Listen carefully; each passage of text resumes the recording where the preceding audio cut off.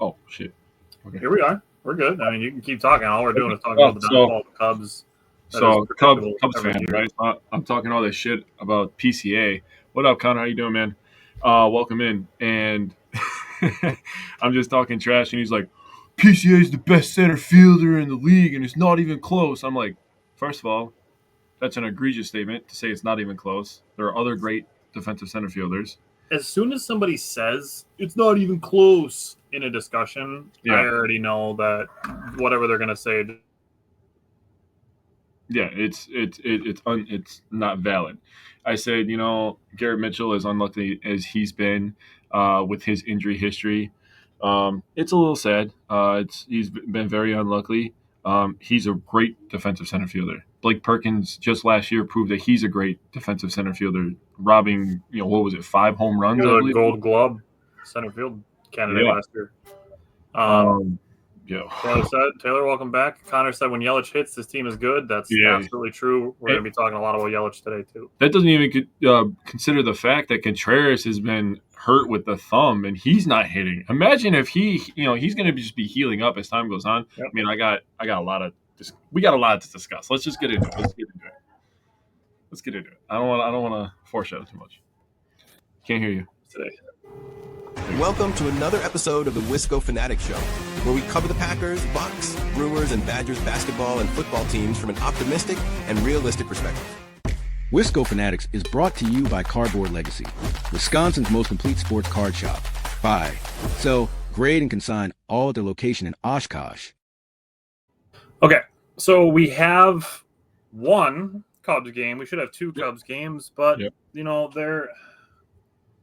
it's such an annoying situation to even discuss why we don't have 2 Cubs games to talk about today, because they didn't want to face Jacob Mizorowski and Freddie Peralta on the same day.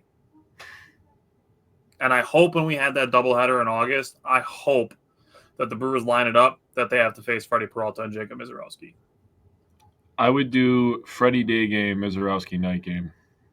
Bring the heat all day. Actually, thinking out loud, might be better to have Mizorowski go first. Come at you guns blazing, and then you can have a more established pitcher, pitch the nightcap in a game that might be a must-win in that scenario. We're going to be fighting for the division for the next couple of months now, so it's going to be play 5 games at Wrigley in 4 days in August, which is just annoying. But might get rained out then too. You never know. Yeah, watch that happen too. Connor, we're going to talk about that too. So let's start with Cubs game 3. This was from last Thursday. Let's talk about the game, and then we got to talk about some really bad way that this game ended, thankfully in a win. But for me, it was awesome to see Jackson Churchill showing off the speed early. He had a blooper, went straight to second for his 20th double of the season. Bottom of the first inning, Rhys Hoskins made a nice play on a hot grounder, threw to first while sitting down. That was awesome. Freddie Peralta got ahead of Pete Crow Armstrong 1-2 and threw a 4-seam fastball slightly above the zone. Pete Crow Armstrong just beat him on that particular pitch. After that, Freddie Peralta retired 9 in a row until a 2-0 solo home run in the bottom of the 4th. He was behind 3-1 on that count. He followed that up by a 4-pitch walk. Just in general, Freddie's command got a little iffy in the 4th and the 5th inning last Thursday. He did get pulled at 86 pitches, which was partly to get Aaron Ashby some work. Also, we don't need Freddie Peralta to throw 100 to 110 pitches every single time he goes out there. Agreed. So I've people complaining about Freddie being pulled early in a lot of these games lately. I mean, do you want him burned out in September, or do you want to be able to have him some games where he can stay fresh? And they won, so even the hindsight game still works. Steve, I'm really excited. We're going to have 2 Jacob Mizorowski games to talk about today. James, welcome back. Rhys Hoskins tied the game right away after that solo home run. Don't elevate breaking pitches to Rhys Hoskins. It's not going to go well for you. Like Connor said, Rhys's defense has been better this year. Perks of him feeling healthier. That is a very, very fair point, Connor. Yes. So looking at Rhys Hoskins, and I was excited. I had to sit on this for 6 days to be able to tell this. Looking at Rhys Hoskins' batting zones. So he had an elevated fastball thrown to him in the zone that was 96 miles an hour. He has 50 barreled balls in just that upper quadrant of the zone. Just the upper outer third. He has 50 barrel ball there, tied for his highest out of any zone. And he is batting 400, 455 on base with a 1,300 slug and a 1,755 OPS. Holy fuck. In just that upper outer third of the zone.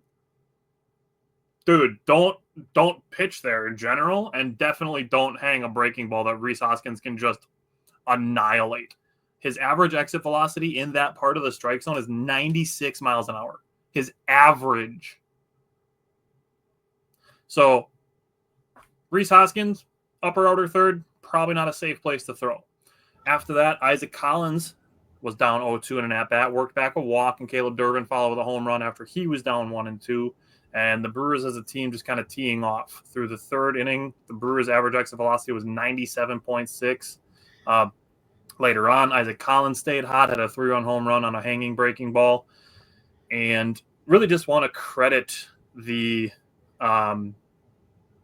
defense, the Brewers' defense. Bottom of the sixth inning, Joey Ortiz had a web gem. He's been playing some amazing defense lately. And I'm going to leave it at that, and we will come back to the end of this game to talk about what happened in the 8th and the 9th inning. Yeah.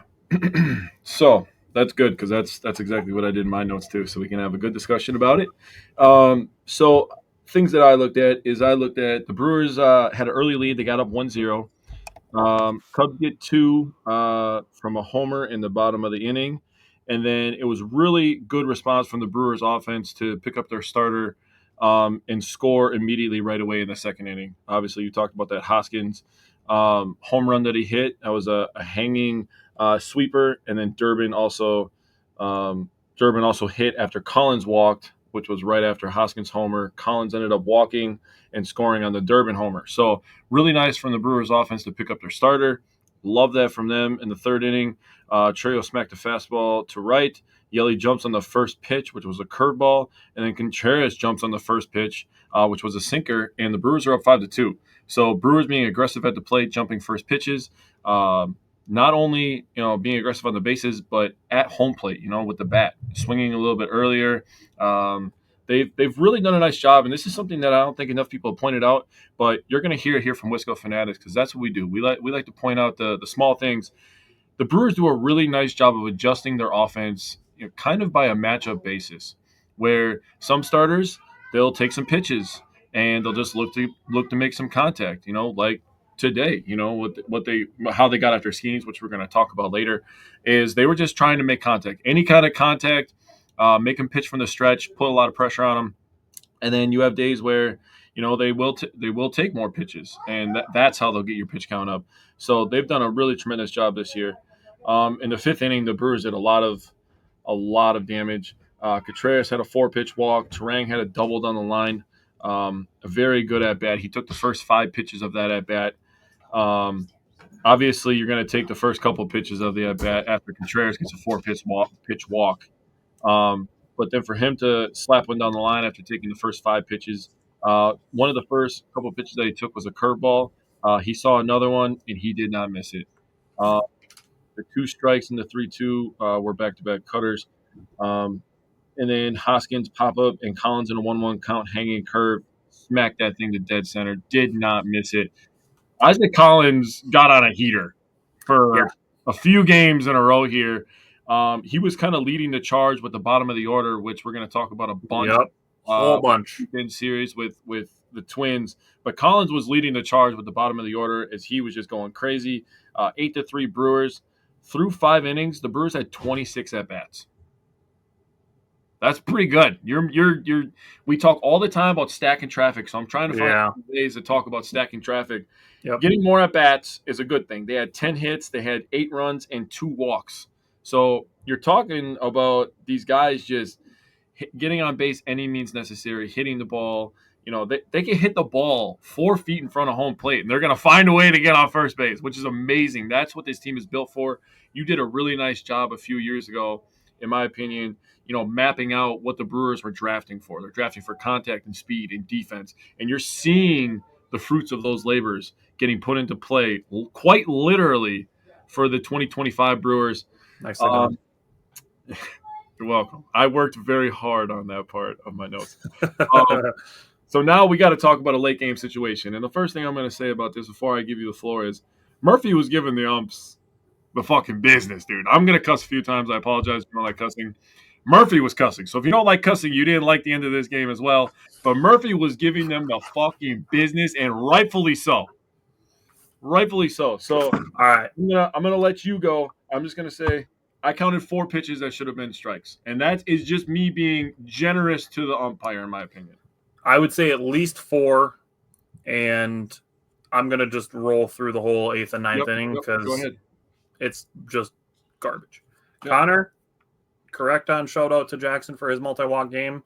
Maybe that fucking random dude from ESPN radio won't want to trade him anymore.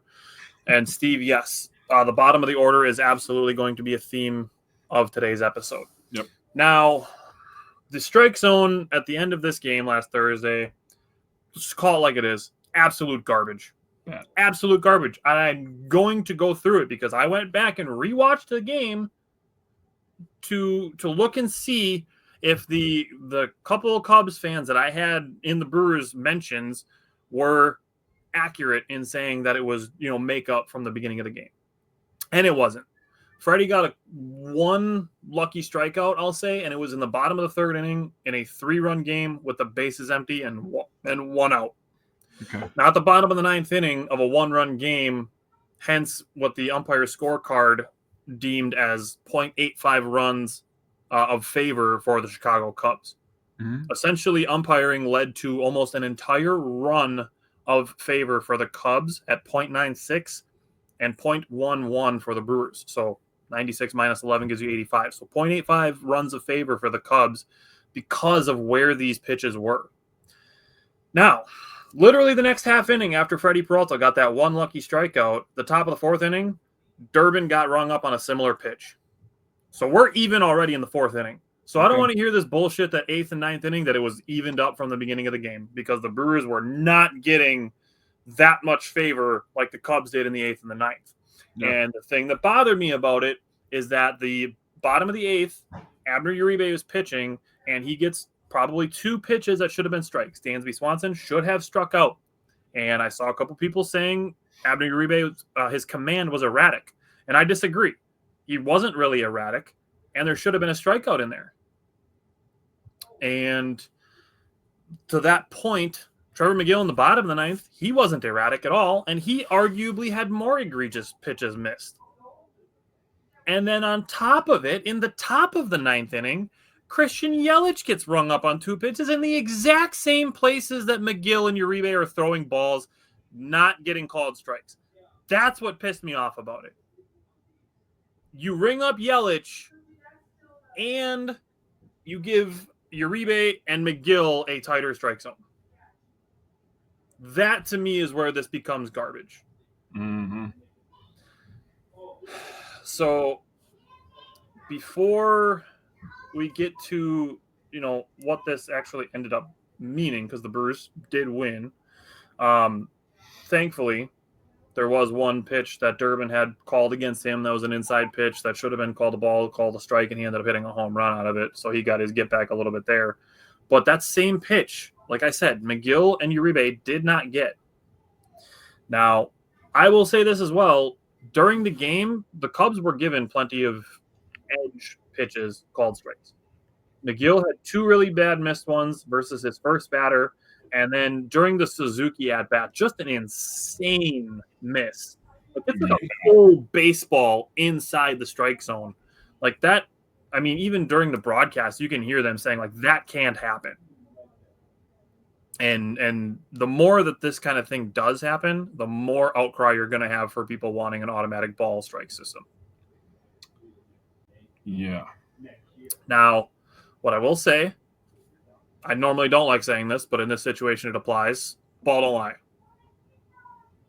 Because Suzuki grounded into a double play, and I said this after the game. It felt to me like the umpire was trying to get Pico Armstrong to the plate.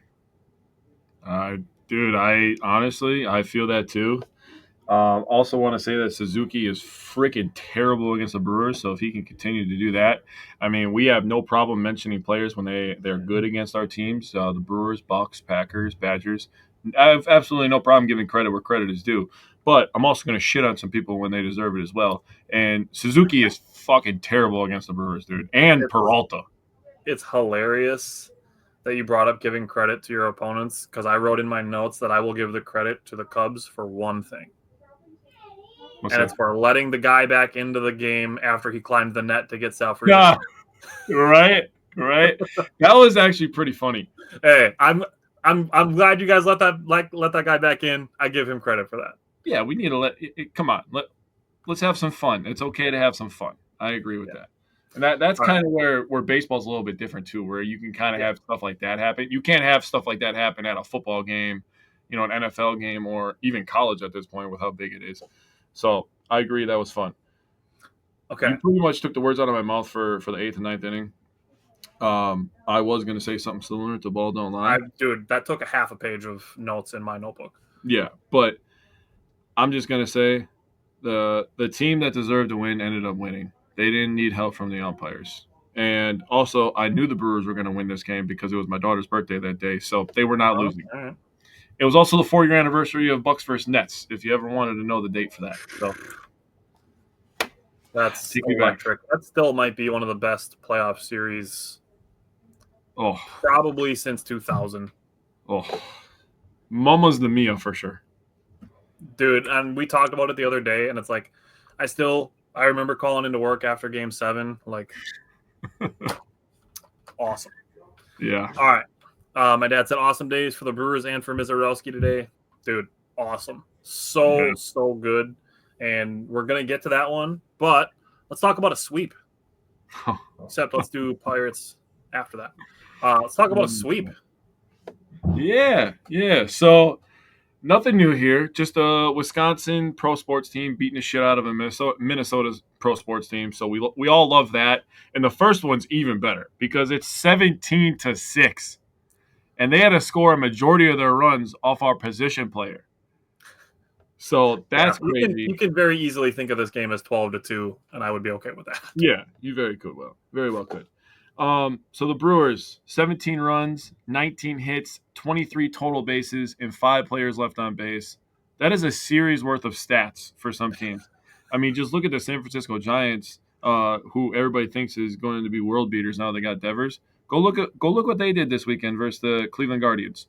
Not great. They didn't touch those numbers. Not even close in a 3-game series. The Brewers did that in one game. 17 divided by 3 is 5 2/3 runs a game, so I'll take that. Yeah, I'm pretty sure if I remember correctly, reading that correctly, the Giants scored like 5 runs total in 3 games.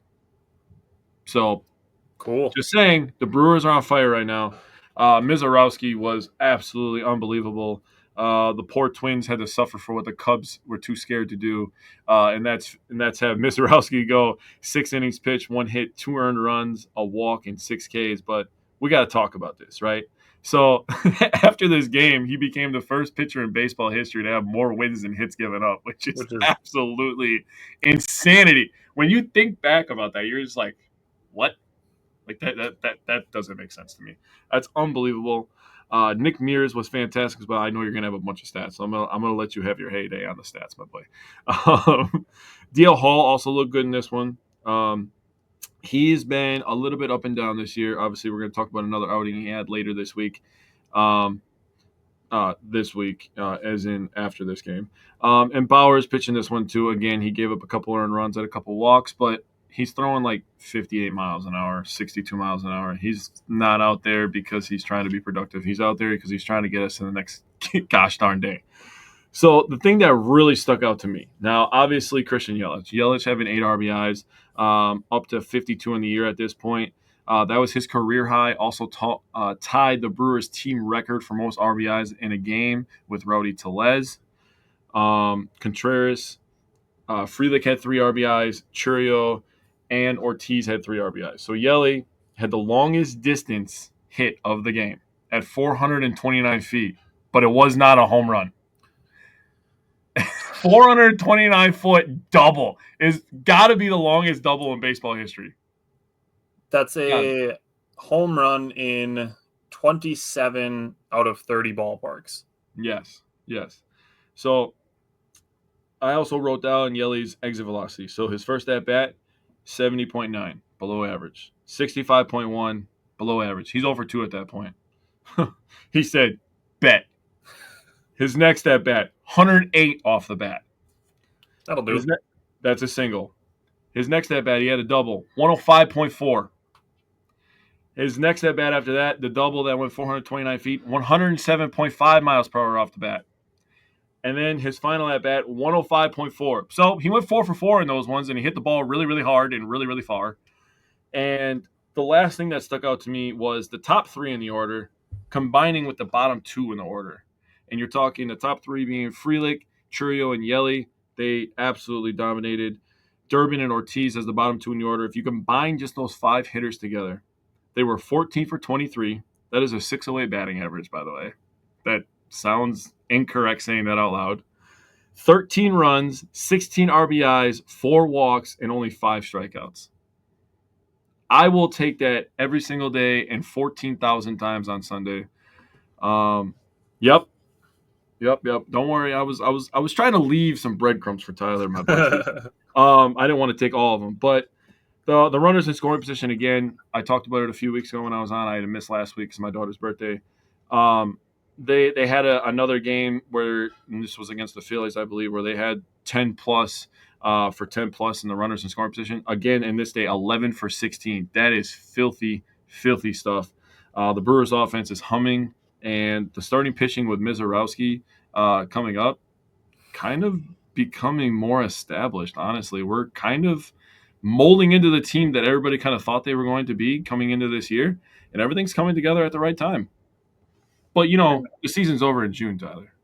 That's what people tell me on So I'm going to address a couple things. One, my dad asked how deep was the hill in Houston before they nixed it. It was 436 feet. I knew that. I didn't look it up on Google. I totally just knew that. Steve said Yelich, his 8 RBI game was the first time a player didn't score a run with 8 RBI. Yes, that is a Major League Baseball record. The most runs batted in without scoring a run. That is the most in MLB history. And Connor said, no hate to Bryce, but I think Sal should be our leadoff guy. I do like Bryce batting 5th. I agree with both of those things. I think Sal Frelick has all of the tools you would want in a leadoff hitter. Just a guy that will grind out at bats, almost never going to strike out, and will beat out a lot of balls that would be outs for other players. As for Bryce Terang, he essentially in the 5 hole occupies the role that Sal Frelick used to, and I'll say the same thing with Bryce Terang that I used to say with Sal Frelick when he was batting 5th. He's essentially your second leadoff hitter. I would like to add in on the thing about Sal that is great about him being a leadoff.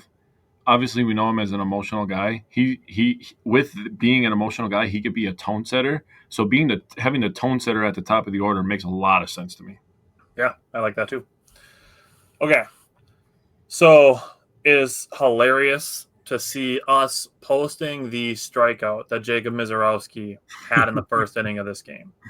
Yeah. Will Castro was turned into a human pretzel by a 96-mile-an-hour slider by Jacob Mizorowski. Yep. And it's hilarious during a Brewers-Twins game seeing the number of Cubs fans that were commenting on our post about it. That's nothing special. The hitter just sucks. He made a bad decision. He made a bad swing. It's like, yeah, a 96-mile-an-hour slider will do that. And then the number of people being like, it's not a slider, it's a cutter. It's like, okay, he holds it like a slider. He calls it a slider. StatCast calls it a slider. I'm going to call it a slider. Yeah, I'm just going to side with the baseball people. And it's not. And the thing about it is I saw a couple people too. It's just a fastball. It's like, no, it's not. And like I kept referring people to Pitching Ninja, who had the overlay of his 101-mile-an-hour fastball and 96-mile-an-hour slider. The slider moves on average about 11 inches more than his fastball does. Damn. So it's not the same pitch. It's not a fastball.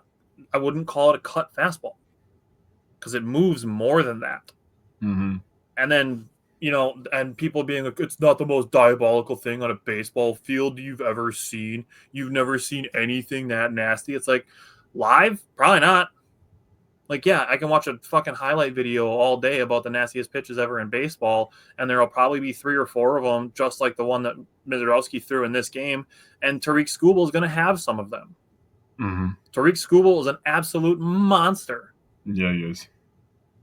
But I'm not watching many Tigers games this year unless they're playing against the Brewers. So I'm not going to see those things as they're happening.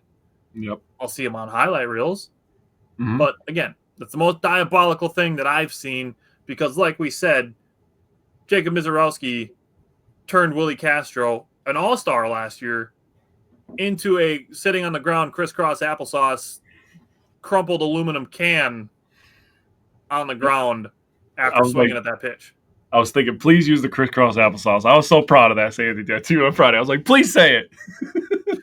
Steve said the pitch on its own was filthy. Just the movement, the end result being the human pretzel makes it clear how filthy it was. And I said this to a couple of people, again, in our comment section on the video that we posted. And people doing it's not that impressive, the hitter just sucks, whatever. It's like, I said this to a couple of people. I'm like, listen, there's no shame in admitting that this was a really good pitch. It was a really cool thing for him to do it. You will find that you will earn respect from people much easier if you offer it first. If you are going to be a Cubs or a Twins fan and come into our comment section and be like, this isn't anything special, after we clearly know that it is, just be aware that we're never going to respect anything you say again if our first impression of you is you being a douche and being disrespectful, when you can just be like, hey, I'm a Cubs fan. That was nasty.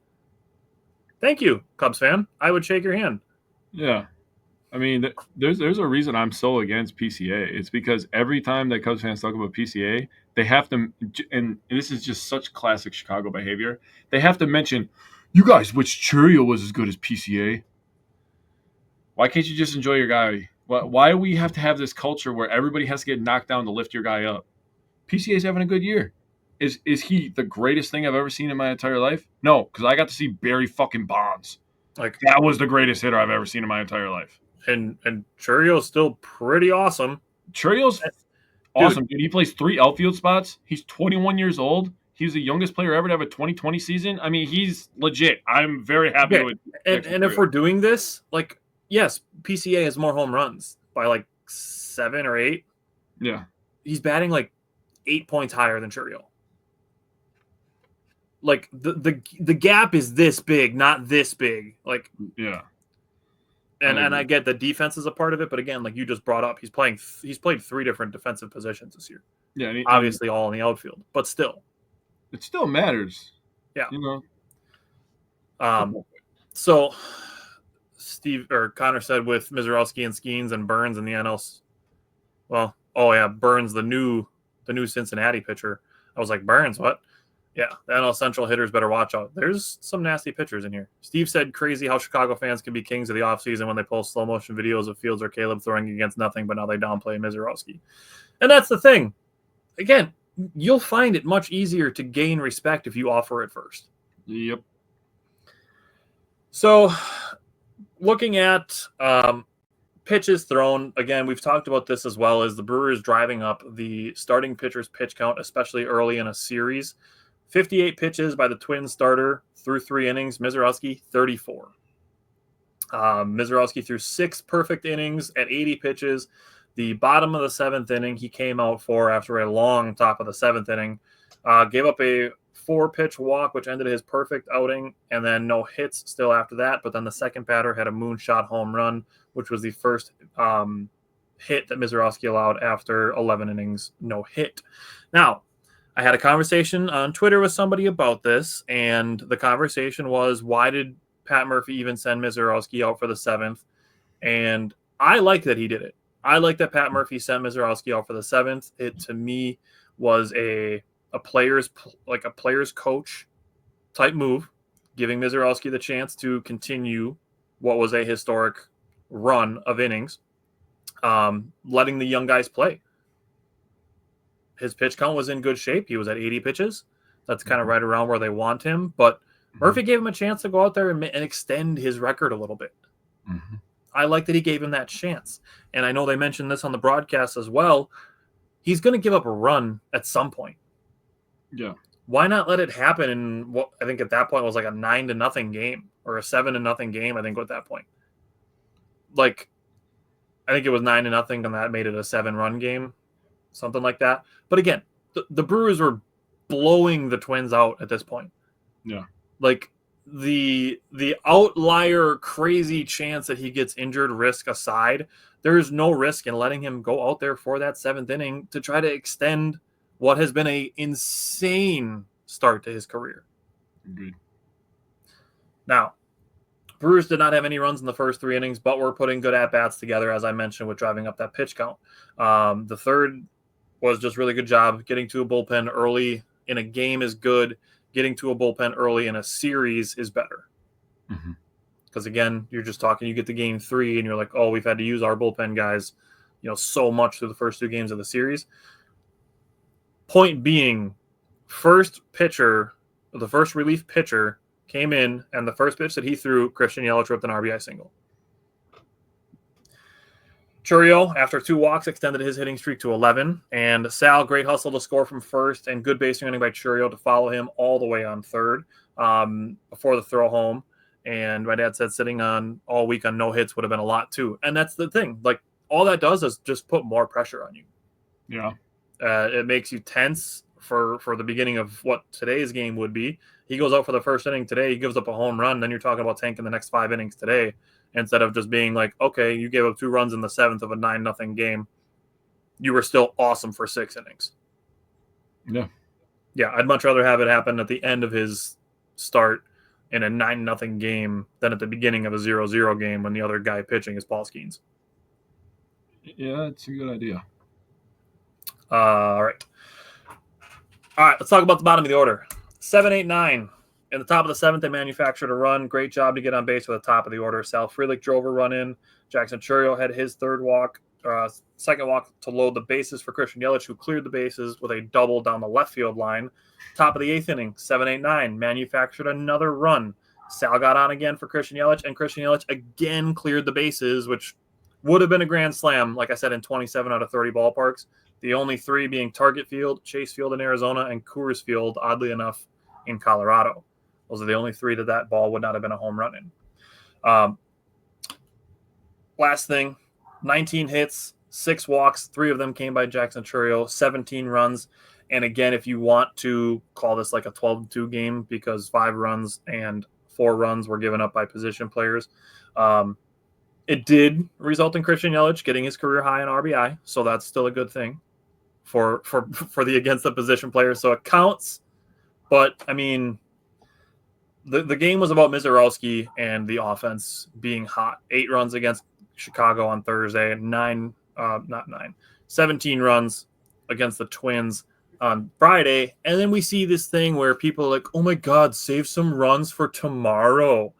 And then we get to Saturday's game, and again, the Brewers just seeing a ton of pitches.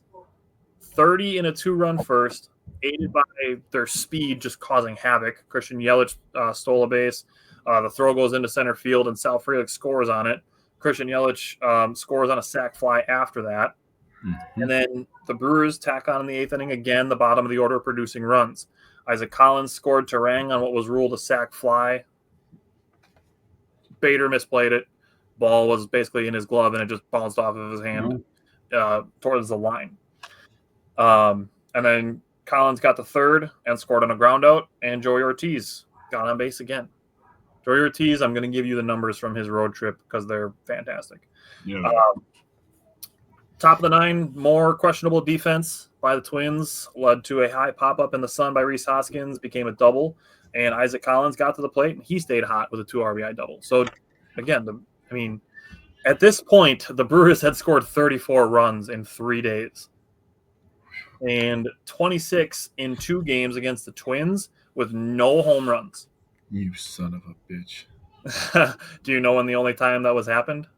No, I don't. That was the 3rd time since 1952. that they scored 26 runs in a 2-game stretch with no homers. That was Since 1952. Now, I want to talk about Jose Quintana because he threw 27 pitches in the first inning. He had 2 walks, and his breaking ball's just not quite coming along yet.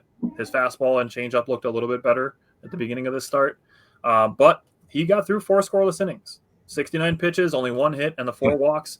Nice and great work for him to finish 6 innings pitched. Yeah, especially after a 27-pitch first inning. He finished 90 pitches through 6 innings, which means he finished the 2nd, 3rd, 4th, 5th, 6th, 5 innings in only 63 pitches. That's basically 12 pitches an inning. That's great work. That's where you kind of expect Quintana to be around, right? If he's starting games by throwing 12 or 13 pitches an inning, we're gonna get 7-inning Jose Quintana soon. Yeah. Honestly, having Quintana go after Mizorowski is fucking diabolical in baseball terms, bro. You have this guy, Mizorowski, who is still so young and new to professional baseball. Every start he makes, I mean, he's going to make starts, at home, obviously, but every road start he makes is going to be his first start up in that stadium. And he's just going to be gassed up. And he's already got a 100-mile-an-hour arm. So that's when he's going to be reaching back and hitting that 102, 103 pretty consistently. So just insane for that. And then you got a 96. I mean, we could talk all day about Mizorowski, the 96-mile-an-hour slider, and he's got all this stuff. And then you got Quintana, who throws an 89-mile-an-hour fastball and will just dot you up all over the strike zone, control every single pitch. He's throwing 5 pitches, and you're just like, well, what the fuck, dude, is going on? One's coming from this way, and he's huge. One's coming from this way. This guy's been a vet. He's been around. He's played for a bunch of teams. I love it, dude. I love this. I was so jacked up. I remember being at work. I was so jacked up when they signed Jose Quintana. I was like, yeah, that's such a good signing. That's a Brewer move. That felt like a Brewer move. And it taking a Brewer killer away from the rest of the league. Yeah, very true, because he's played for the rest of the division. So good for – he's now finished the NL Central gauntlet hand, so good for him. Anderson was good in this one, and Ashby was tremendous. Ashby's changeup, dude, might be his best pitch. And his fastball, his sinker, his sinker is freaking disgusting. He's got a good slider, but dude, this was a different game. But his changeup is fucking filthy, dude. It's filthy. The Brewers teach changeups. I love changeups. Obviously, we had this discussion before. But I love changeups, dude. I love changeups. I mean, we've had conversations. It's been said on broadcasts, like, to be a successful starting pitcher, you have to have a changeup. Like, I know you've said that recently. Yeah. But the Brewers pitching lab, the best pitch that they've been teaching the last 4 or 5 years has been changeups. Yeah. Freddie Peralta throws like 14% changeups now. He never had one. Yeah. Now it's like his 3rd most used pitch. And it's good. When he can land it, it's good. He dominates. That's when he goes his 7 innings strong. Yeah.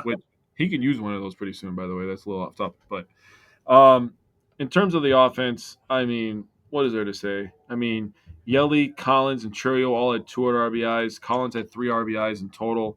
He's up to 19 now out of nowhere. Frelick's up to 29. Durbin's up to 25. Terang's getting RBIs. And Yelly's up to 53. I mean, that guy just started hitting, and the offense just went whoosh.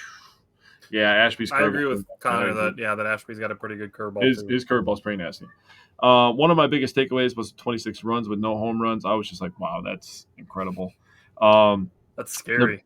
It is. The Brewers also got Brooks Lee to ground out 3 times. He had a 19-game hitting streak, so good on the Brewers to not let Minnesota have anything nice. I love that for us. And it's the 3rd straight win, also the 3rd straight game with at least 5 players with an RBI and at least 16 players on base. So, I mean, that's an impressive streak. Again, we talk all the time about stacking traffic, so I'm trying to find different ways to talk about it. So I thought that was impressive. And just a good old-fashioned 9-0 ass-whooping on a Saturday afternoon. So you'll love that. And before we move to Sunday, I took the team numbers, and I looked at baseball as a whole and found where the Brewers stood. So as of this would be after Saturday's game, the last 30 days, okay, the Milwaukee Brewers were 4th in baseball in batting average at 266. for team average, trailing only the Rays, the Astros, and the Blue Jays. And third in on-base percentage, trailing only the Rays and the Dodgers, and tied for third in runs scored. So Brewers, I know they posted a thing today that over the last 30 days they have the best record in baseball. I just want to keep kind of emphasizing these things, how good the Brewers have been basically just in the month of June. Yeah, been really good. Been So let's tremendous. go Sunday's game. So out to you from Sunday. Well, we got a lot to discuss here with the bullpen. We'll put a pin in some of that. God, I'm so smart for something I said about it. Uh, So not me over here just tooting my own horn, pat myself Hey. on the back, whatever else you want to say, but got to do it. I say smart So- things sometimes. Another day, another RBI for Christian Yelich. He's up to 54. Hoskins with a couple. Contreras with a 2-out RBI. Terang absolutely mashed a baseball. Yeah. He's one of those guys who's got he's got sneaky power, dude. Dude, I've been saying that since his rookie year when he hit that grand slam against the Mets, like right Yeah. away in the beginning of his rookie career. He's got sneaky power. He just nobody ever talks about it, but he's just a get on base kind of guy. Platinum glove, and I mean, dude, he made an absolute disgusting play when we talk about game 1 of the Pirates. He made a fucking filthy play throwing a guy out at third. I was sitting back like, whoa, dude. We're gonna have a conversation about that. There's a discussion to be had because there's regular people talking about, oh, that wasn't that crazy of a play, and I'm thinking like, okay, you get off your couch and you go do that because you ain't doing that throw. I promise you that. But really, the thing I wanted to talk about was another game with 5 people producing in the run scoring category. Another 9-run game. People just basically playing hot potato. Who wants to stand on second base and third base, and the bullpen. So I don't know how deep you want me to go into my bullpen talk, and then I have some Let's totality. talk about the game, the rest of the game, and then we'll talk about the bullpen separately, kind of how we did with the Cubs game. Okay, why don't you go? Because I have more like totality of the series notes Okay. and some thoughts on the bullpen. So why don't you go ahead and give? So the Twins used an opener, Yep. and they got Christian Yelich down 0-2 with 2 outs, and it worked it back to 3-2. So good job by Christian Yelich. That's good at bat to do that. And then he ripped a double.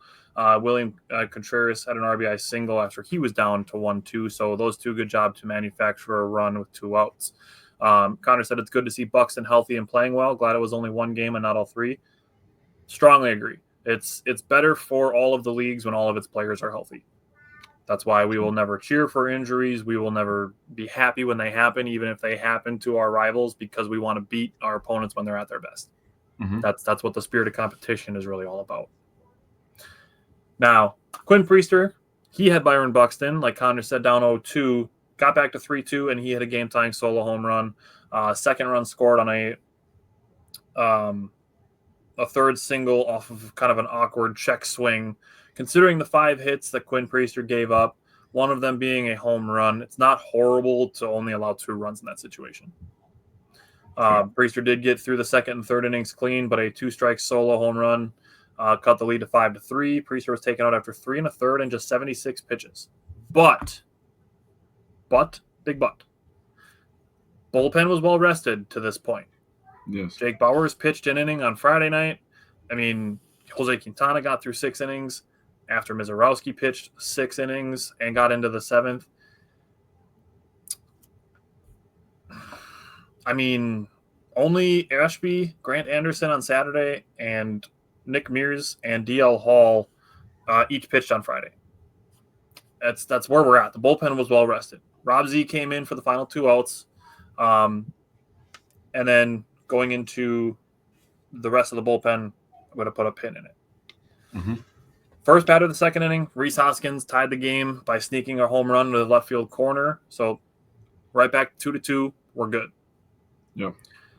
Top of the third, Sal Frelick had an infield single. Was originally ruled an error, which is just crazy because Sal Frelick was beating that out even if it's fielded cleanly. Did end up getting changed back to a hit. Jackson Chourio bunted for a single. Christian Yelich had a chopper infield single. And good hustle by Jackson Chourio to get to third base on that. And just, 4 for 4 for the Brewers to start. Actually, I think it was 5 for 5 in the first 5 innings of this game. They scored every inning. And doing it with speed. Top of the fourth inning, another infield single by Caleb Durbin. Got to third base on a Joey Ortiz single, and then scored on a wild pitch. He would have scored on Sal Frelick's sac fly, but he was kind of caught in a no man's land, kind of back and forth type thing. That stuff happens. He ended up scoring anyways. Baseball gods threw us a bone by throwing a wild pitch, and he scored anyways.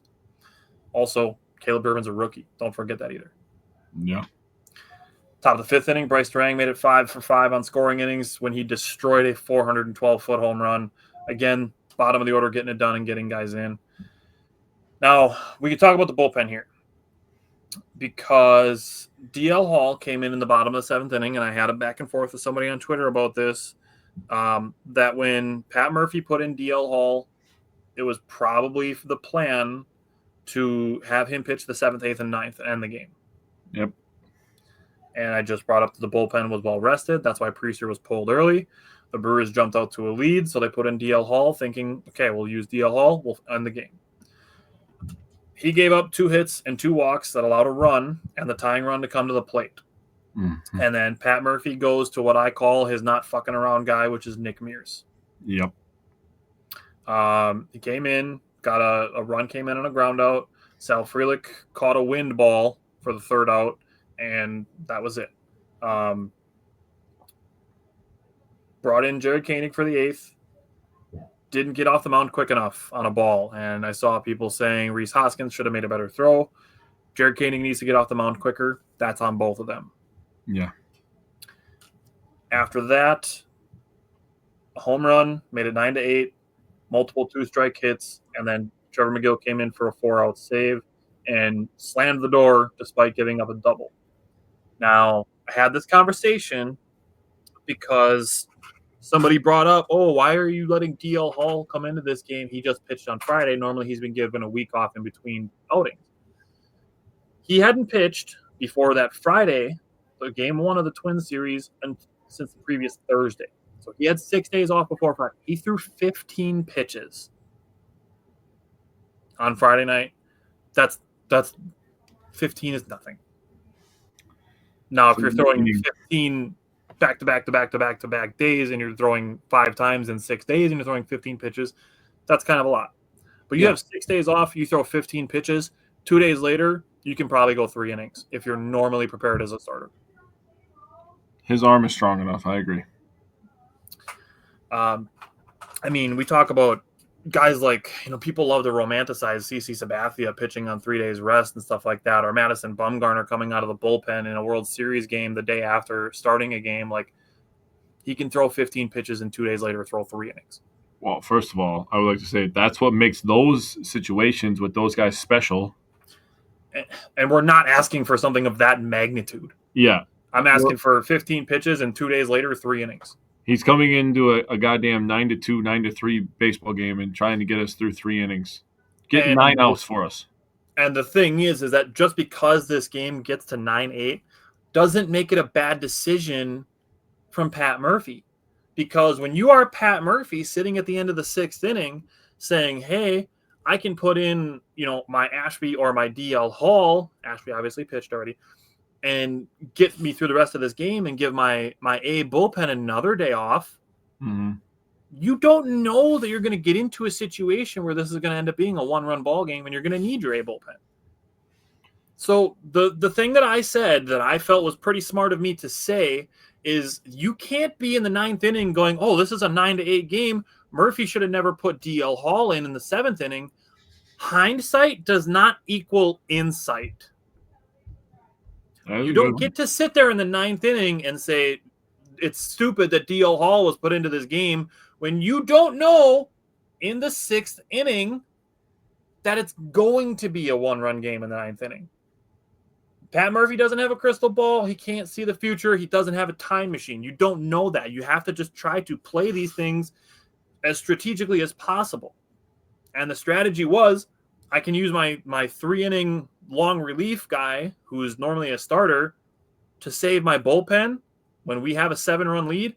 I would like to do that because most of the time your guy's going to get you through those innings, maybe give up a couple runs. The Brewers could win 9-5 and nobody bats an eye. But because this game did end up getting tied, by DL Hall giving up some runs, Nick Mears allowing one inherited runner to score, and Jared Caney giving up a couple runs, it becomes a closer game. And Trevor McGill has to be used. Brewers end up winning anyways by Trevor McGill getting a save. After I said the hindsight doesn't equal insight thing, there was no reply from it. It's done. The Brewers won. That's the bottom line. They won. Yeah. I mean, if you really want to do something, you can give a lot of credit to McGill getting a 4-out save, had a monster strikeout in the bottom of the 8th inning with runners on first and third. Again, a big boy strikeout. And then you get to the 9th, and McGill got himself in a little bit of a sticky situation where they had to intentionally walk Buxton because he was on fire. He had 2 home runs at that point. He's absolutely a lightning rod when he is healthy. Afam said Ashby's real good, and as long as Joel Papaya is not mentioned, Afam's good. Well, I mean, if he's there in AAA, if we get into a pinch, I would trust him. Yeah, me too. And then for him to strike out Larnach, who was swinging a good bat, to end the game after intentionally walking Buxton. I mean, that's some big boy stuff right there, and that's what makes me trust Trevor McGill even more. Yeah. And honestly, that's going to make Pat Murphy trust Trevor McGill more. True. We get McGill, who blew a save not that long ago. I mean, maybe it is a long time ago now. That was about a week and a half ago. Yeah, okay. I was going to say 2 weeks. So for him to get that back, and I love the scream at the end, dude. Him and Contreras were both fired up. Hell yeah, dude. That was a big time win. Another thing that this win did is it got them back to 500 on the road. So they're now 20-20 on the road. Love that. Showing that they can show some fight playing at other team stadiums. Also, it's a little bit of get back for the Brewers. The Twins, who were on fire the first time they faced the Brewers this year in Milwaukee, they came in and they took a couple games for us. Well, now the roles are reversed. Now we were on fire and you were trending downward, and we got to beat the hell out of you in front of your home fans. And they have a nice looking stadium. I actually like the Twin Stadium. I would go to a Brewers Twins game there. It looks pretty cool. But do you want some end of series notes, some numbers here real quick? Yeah, let's do it. I mean, Connor said he forgot to bring up during game 1, but seeing Sal Frelick at first base was cool. I mean, what can't Sal Frelick do, I guess? Like, I would like to see him at third base. I remember them trying him out. But, I mean, Andre Monasterio could play first base if you need him to. Like, it was a position player pitching inning. Fuck it. Like, let Sal Frelick play first base. That's probably what Murphy said. To play every position, catcher, pitcher. I want him to play all of it. Just like, be like, yeah, Sal Frelick was a dog. But here's some notes, and these are filthy. So if you go over the hits, the Brewers had 47 hits in the series, 15.6 per game. The Twins had 27. They were helped out with 18 on the final day, but they were up to 9 hits per game because they had 18 hits in that final game. The Brewers had 14 walks. That's 4.6 per game. The Twins had 11. That's 3.6. So if you add that together, the Twins had 38 people on base, and the Brewers had 61 people on base. God damn! Yeah, dude, I told you, it's stupid. And you go to the strikeouts, the Brewers only struck out 20 times in 3 games. They've had games where they struck out 18 times in a game. So only 20 strikeouts in a series. 10. Yeah, love 20 times in a series, wow. The Twins only struck out 21 times, so they were at 7 average. So if you do the Twins average of 38 people on base to 21 Ks, they're plus 17. You go to the Brewers with 61 on base and 20 Ks, they're plus 41, bro. Dude, that's insane. Their number of average base runners per game was equal to total strikeouts in the series. Dude. The Brewers scored 35 runs. The Twins scored 14. We scored 21 more runs than them, bro. Damn. And we had position players pitching in this series, bro. And that's how they scored some of their runs. That is disgusting stuff. I mean, gross. Man, when I was writing this down, I was like, Jesus Christ, we beat their ass. It feels broken. I'm just writing double-digit numbers all over the place. I'm like, yeah, this isn't right. This is baseball? This feels wrong. Is this football? The last thing that I wanted to say just on the road trip, the 5-game road trip, should have been 6. Joey Ortiz, these 5 games, he was 10 for 22, 455 batting average, 455 on base, 455 slug, a 909 OPS for Joey Ortiz. Fantastic road trip for Joey Ortiz. Seeing him hot, I tweeted this last night, seeing Joey Ortiz get hot over the last couple of weeks has been therapeutic, is how I described it. And we can go to Monday, starting with game 1 of Brewers Pirates, and 2 2-out hits in the first inning to get Pirates a 1-0 lead, 2 hits to start the second, and then 2 strikeouts and a ground out after that. 3 more strikeouts in the third. Did issue his first walk in the top of the 4th inning, followed by a home run. That's the 4th home run in the last 3 starts that Chad Patrick has allowed, which does make me a little worried about him, that he's given up a lot of home runs in his last 3 starts. Steve said the opening series against the Yankees feels like it happened 5 years ago. It absolutely does. It really does. That's a good way to explain it. So I'm a little worried about Chad Patrick just because it took him 82 pitches to get through 4 innings. 2 hits to start at the top of the 5th, got another run in, and thankfully a Sal Frelick assist cut the runner down. But it's weird because Chad Patrick also ended the 5th inning with his 9th strikeout, which was a new career high. Connor brought up the meme. I love it, bro. the it's a me, a Joey. That meme that's excellent. That's some of my best work for sure. I just want everybody to know that every time we come up with an idea, it's me spewing complete bullshit, and Tyler just molds it into something beautiful. But I also want you to think about me every time that Joey does something good on the field. I am walking around my house going, "It's a me, a Joey," for about 5 more minutes after that. Every single time. I'm not kidding. So I love it. I love that meme, dude. Here, I got it. I found it. I do have it on my computer. It's a me, a Joey. I love that meme, bro. It's fire. Oh, that's good stuff.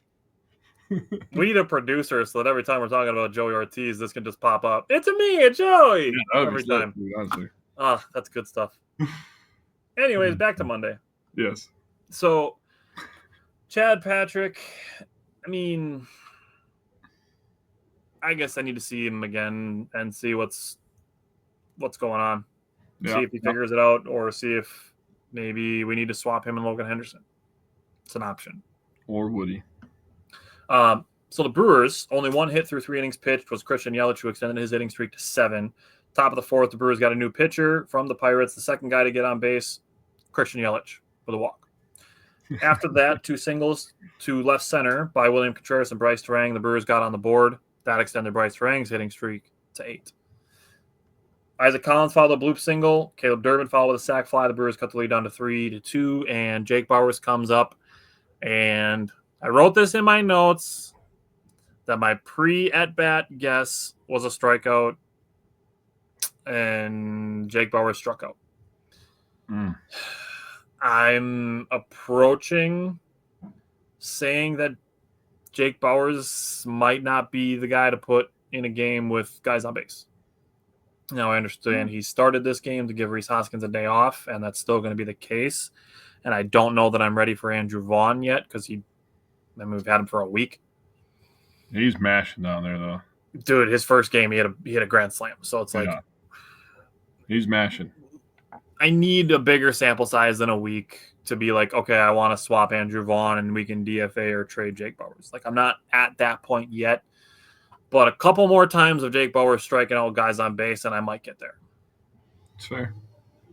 Bottom of the 5th, Joey Ortiz got another opposite field hit, extended his hitting streak to 7. Sal Frelick got hit by a pitch, and a new pitcher came in and kind of a lucky double play. Ball got hit right to the pitcher, not a super hard hit ball, and because it was still kind of a line drive, Durbin got doubled off. Joey Ortiz got doubled off. Mm-hmm. Now, after that, Christian Yelich got to a 3-0 count, ties the game, mashes a home run. Love to see it. Mm-hmm. Pirates grabbed the lead back from the Brewers from Nick Mears, who has been pitching a lot lately. You know, we talked about bullpen being potentially rested. Nick Mears still has been the guy that's been pitching a lot. Mm-hmm. 9th inning was weird. Jake Bauers almost hit a walk-off. after I was talking shit about him striking out with guys on base. He almost hit a walk-off 2-run home run. Then Durbin had second base stolen but overslid it. I mean, again, he's still a rookie. Like, I get that you don't want to have mistakes happening in the ninth inning of a one-run game to potentially get into scoring position, but, I mean, you're going against David Bednar, so you need to be aggressive because you're not going to get a lot of opportunities. He's one of the better closers in the game, even though the Pirates don't have a lot of times for save opportunities. I mean, he hasn't given up a run in his last 13 appearances, including Monday night, so that's pretty fucking good. And then Jake Bauers got on base. Joey Ortiz struck out looking, and Sal Frelick flew out. That's the way the ninth inning went. It is what it is. Even if Durbin was on base and you have Bauers on base, you're still looking at 2 outs with Jackson Chourio at the plate, which is obviously an opportunity. But again, we don't know. Jackson Chourio could strike out in that situation. He could ground out. He could hit a home run. Playing the what-if game, like I said, you still have to be aggressive with Durbin to try to get him into scoring position. Mm-hmm. So I'm not mad at the decision. Give me your thoughts on the game, and then I want to have 2 quick conversations as it pertains to this game. Yeah, so Trang and Durbin helping out in the RBI department. So good to see those two keep helping produce. Yelly with a 2-out, 2-run homer coming up clutch again to tie the game. So that was tremendous again. Yelly, please just stay hot and stay healthy. That's literally all I'm praying for because Connor said it before. When he hits, this team is good. It moves the lineup. It really does. Yeah. And again, we're talking about a guy, Contreras, who brilliant move by Murph today that not enough people are going to talk about. You give him a day off today, and it's basically you miss one game and you get 2 days off. So brilliant move by him. We need to get him healthy and get him hitting again to his regular self. He's not getting the contact that he usually does, and that thumb may be bothering him more than he's giving off. He's going to give the whole tough guy persona, and that I respect it. I completely understand as a professional athlete, giving that tough guy persona, but we need him to be at his healthiest later in the season when we're going to need him more in August and September time. So Contreras, Yelly, Hoskins, that's another guy that can just get hot. He can just get blazing hot, become the best hitter in baseball for like a week and a half. He had a couple of weeks where he was like pulling and roping doubles down the line and stuff. Yeah. I mean, there was a point in time he was in 300 for a little while there. Yeah. So if he can just stay hot, this offense is going to be just fine. Now, as far as Chad Patrick goes, he had the 9 strikeouts, so he's throwing hard, right? And right, and like he's obviously getting stuff by guys. So like he has the stuff. I just think that right now location is a little bit of a problem for him. I think that he's leaving a little bit too much stuff over the heart of the plate, and people are just hitting it. And that's the name of the game, really. And that might be the next level for him to, get a little bit better location, where he's not a Mizorowski where he can throw 103 and then have the same arm angle in the reach with the 96 and the 92, changeup. I mean, not a lot of guys get away with mistakes like that when he just has overpowering stuff. So Patrick's got to be a little bit more in tune with his mechanics, I think, and we'll see what happens. But tell me if you agree with this. I get kind of similar feelings about Chad Patrick as I've had the last 2 years with like a guy like Colin Ray. Yeah. What up, Justin? How you doing, man? Justin, welcome back. And then, obviously Nick Mears gave up a run with his 2 hits. But Ashby, dude. Ashby is one of my 2 talking points, so let it rip.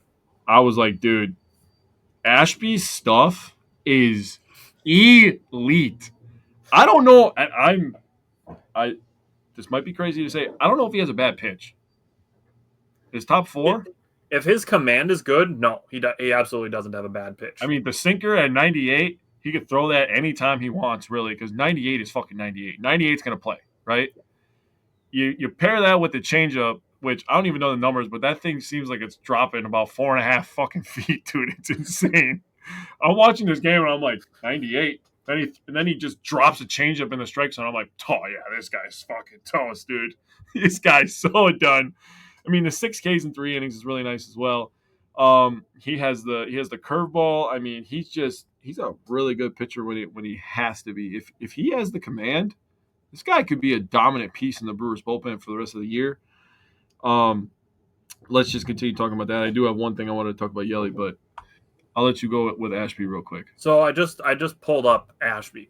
The vertical drop on his changeup is 30.5 inches. Dude, see what I'm saying, bro? That's insane. That's almost as That's tall as my 2.5 4-year-old. feet versus his fastball that drops 17 inches.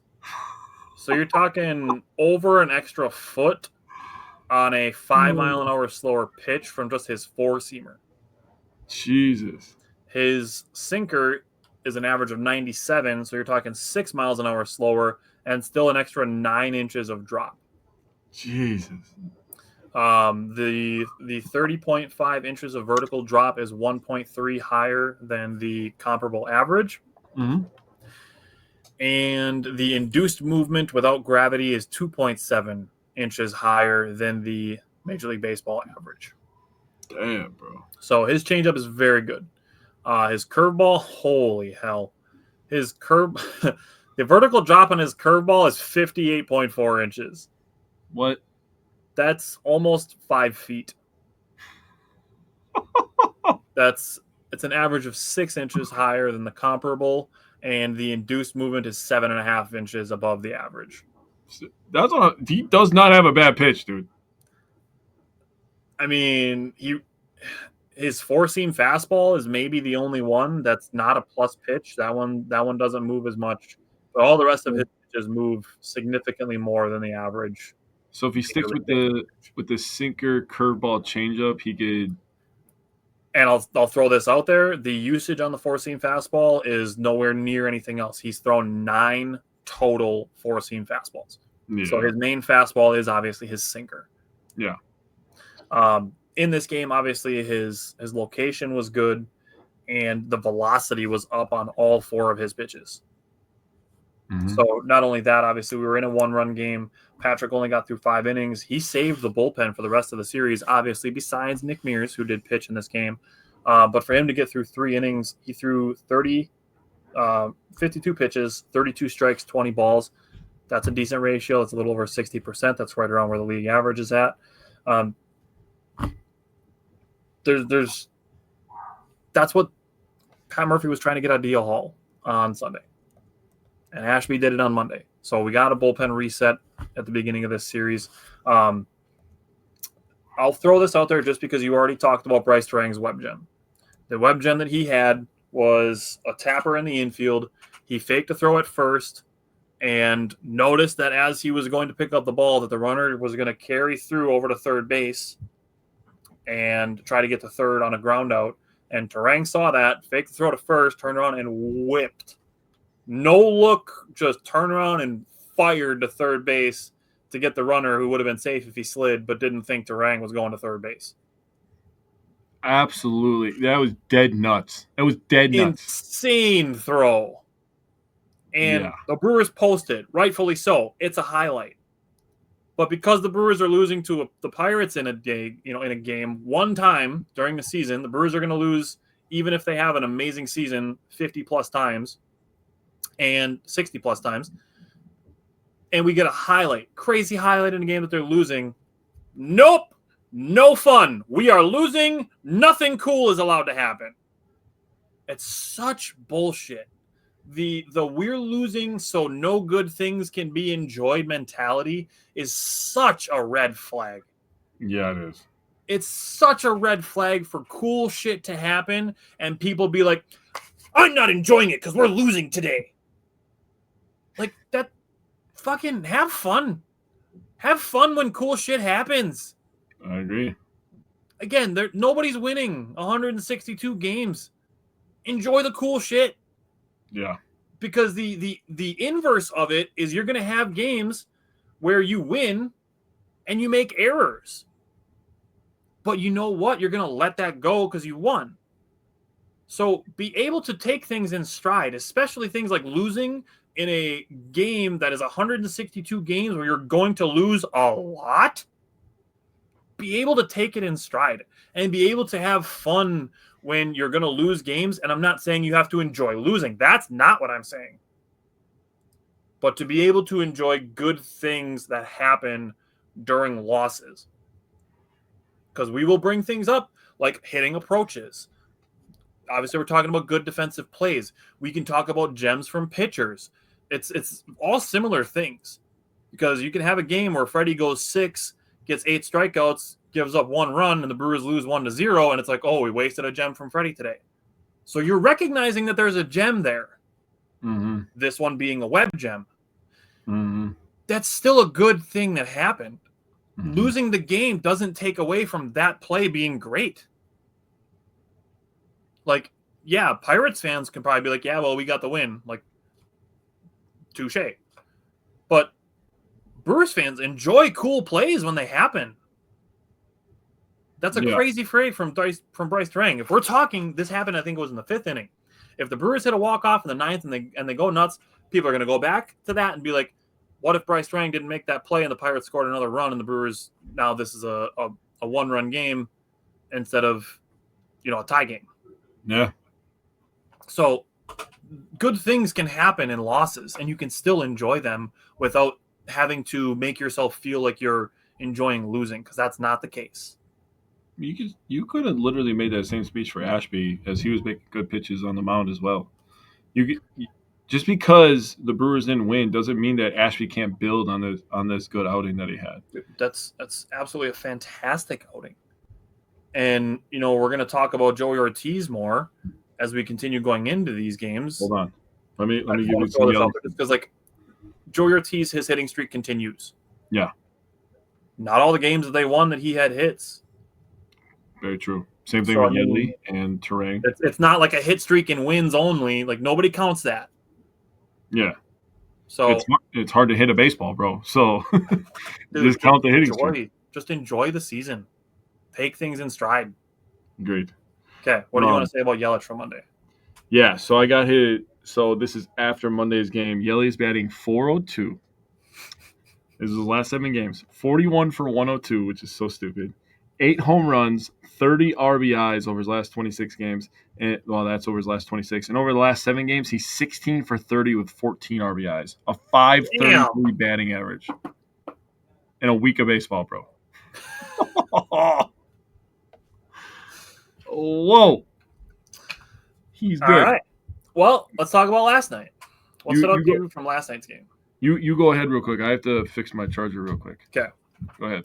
Justin said, not to get off topic, but the pitch by Mizorowski you guys posted was absolutely filthy McNasty. I'm not a baseball game, but that was mind-blowing. I'm assuming you meant not a baseball fan, Justin, but I'll let it slide.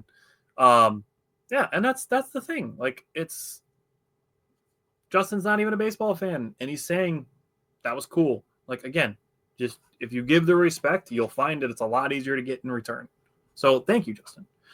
Last night's game, top of the 2nd inning, 3 straight singles with no outs. The number 8 hitter had a grounder. Brewers got an out at home. The number 9 hitter, strikeout. And O'Neal Cruz had a sliding catch to end the inning there. Good job by Freddie Peralta to settle in nicely after getting out of that jam. He pitched a clean third, 4th, and 5th innings. The top of the 6th, he had 2 soft singles to start, followed by a 1-2 to 3-2 home run. Normally we talk about it, how Freddie Peralta is good at limiting traffic, and he gives up kind of a lot of solo home runs, which is true. But a couple of soft home runs, and then he gets ahead in the count 1-2, lets it get worked back to 3-2, gives up a home run. That's an opportunity for Freddie Peralta to put that guy away. Just wasn't able to do it, and then gave up the 1 home run that produced 3 runs. Bottom of the 2nd, Bryce Turang had a bunt single. That extended his hitting streak to 9. Bottom of the 3rd, Joey Ortiz extended his hitting streak to 8 with a 2-run home run. And we get to the bottom of the 4th inning. Caleb Durbin bat flipped his 3-run home run. He knew it was gone. It was awesome to see him playing with confidence, something that Joey Ortiz talked about after the game, because he made it back-to-back home runs after that for his first multi-home run game of his career. And these 2 guys, Caleb Durbin and Joey Ortiz, have been fantastic defensively, especially Joey Ortiz. But Caleb Durbin made a web gem today. We'll talk about that too. These 2 guys playing fantastic defense and not letting it affect their confidence defensively that they were struggling at the plate. And now they're hitting well at the plate, and it's like, shit, these 2 guys are really, really good. They've been great defensively all year, and now they're hitting too. Like, the confidence is just oozing out of the left side of the Brewers infield, which is awesome. I mean, if you want to just take the left side of the field, and you can have Collins as well. Yeah. Literally just take the left side of the Brewers defense as a batter.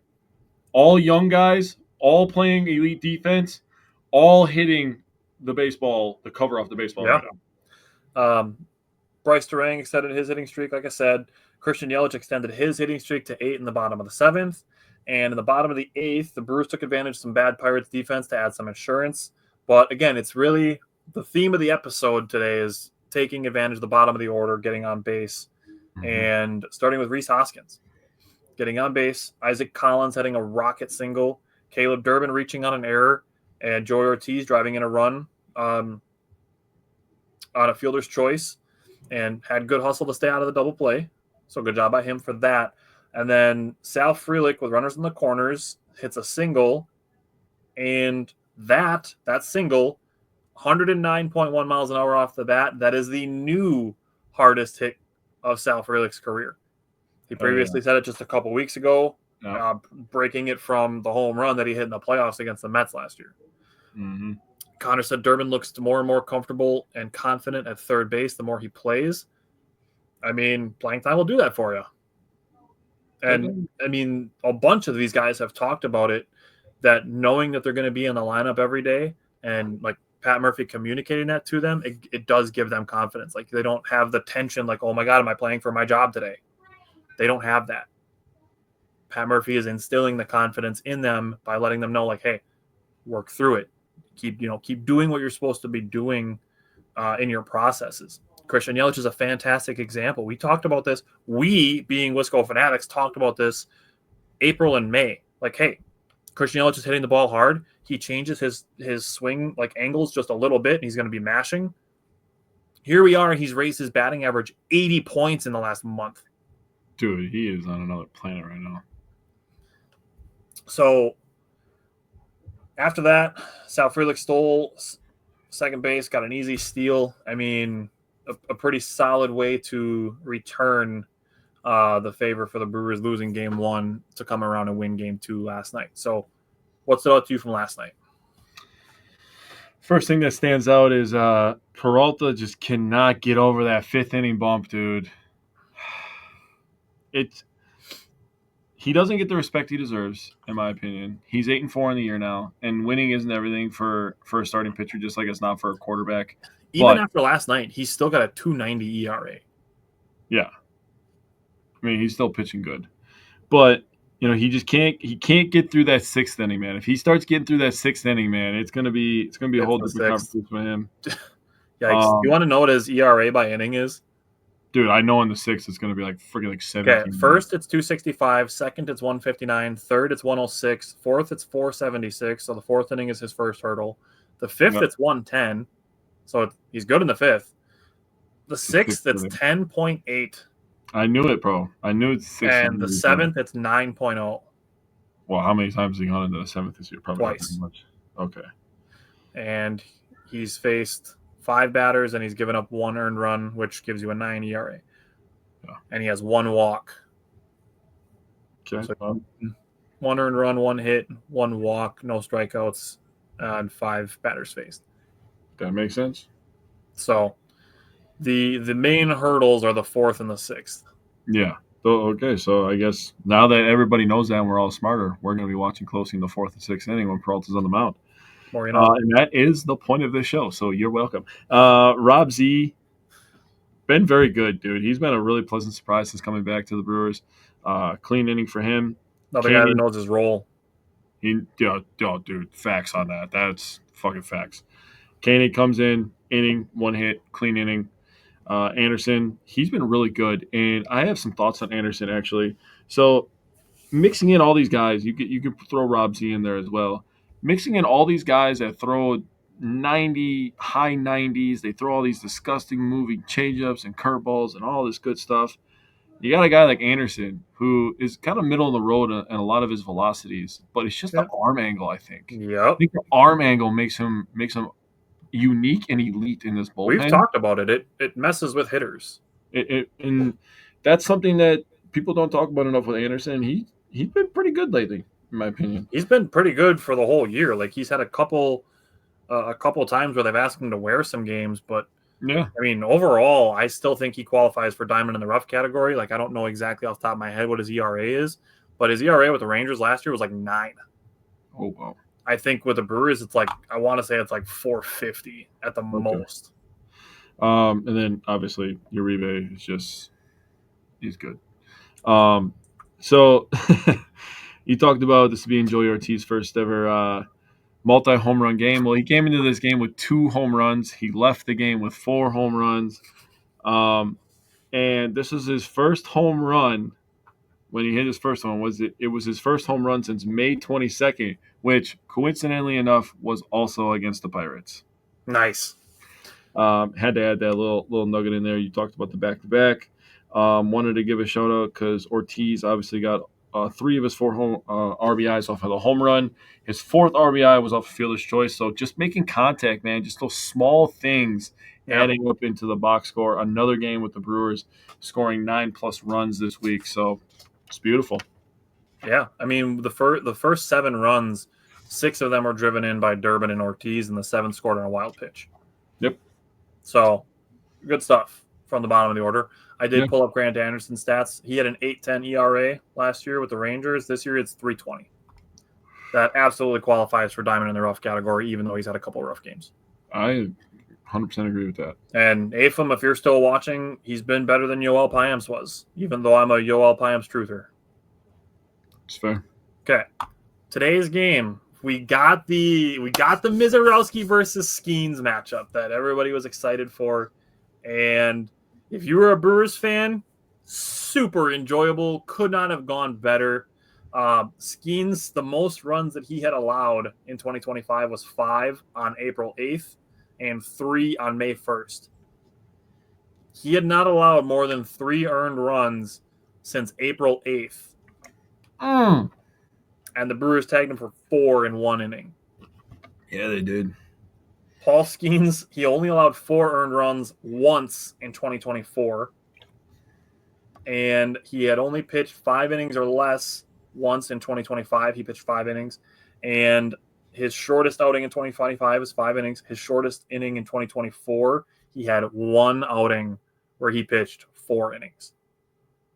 So what the Brewers did to Paul Skeens today is extremely rare by his standards. That was just an 0 for 2 for me. I want to talk about the inning. The Brewers scored 4 runs in an inning, and it started off with a leadoff walk. And Isaac Collins, running for second base, going for the steal, pulled the shortstop away to turn a ground out by Bryce Durang into a single that extended his hitting streak to 10. Joey Ortiz grounded out. And, something happens before that first. It's Caleb Durbin. I wrote in my notes, in bold and in all caps, thank you for not sacrifice bunting with Caleb Durbin. Thank you for fucking Pat Murphy, for Caleb Durbin, for base coaches, whoever's decision it is, for not sacrifice bunting in that situation where you have first and second and nobody out with Caleb Durbin at the plate. He offered to bunt at the first pitch. That was the only one that he offered to bunt at, and he got a single in this at-bat. And it's crucial because following that, Joey Ortiz grounded out with the bases loaded, nobody out, run scored. Okay, it's 1-0. That would have been the second out.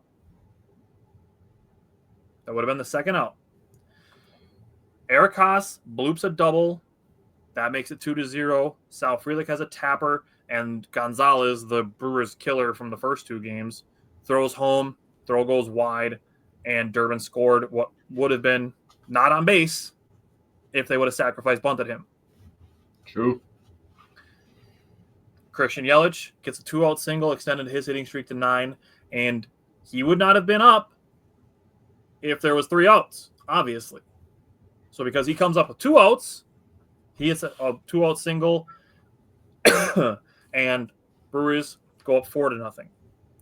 It is conceivable that if Caleb Durbin would have been sacrificed bunting on first and second and nobody out, that the Brewers only scored 2 runs that inning. Pirates scored 2 late. They scored 1 off Grant Anderson, and they scored 1 off of Aberdeen Uribe. Even if they score 3 runs that inning, we're talking about a much more tense ball game in the 7th, 8th, and 9th, with the Brewers potentially being up 2-1 or 3-1 and 3-2 or 2-2. True. So thank you for not sacrifice bunting in that situation, especially after we've just had all of this conversation about the left side of the infield gaining confidence. Caleb Durbin pimped a home run last night because he knew he got it. Let Caleb Durbin swing the bat. Yeah. So they played for more runs. They scored more runs. That's what I want. I don't want to play to score 1 or 2 when you have the opportunity to score 4. 4 is the magic number. Still continues to be the magic number. So that's my biggest thing offensively. Because on the other side of the ball, Jacob Mizorowski, goddamn, that dude's real good. Started with a ball. This game just umpire pissed me off on the first pitch. Started with a ball, became a walk. Should have been a strike.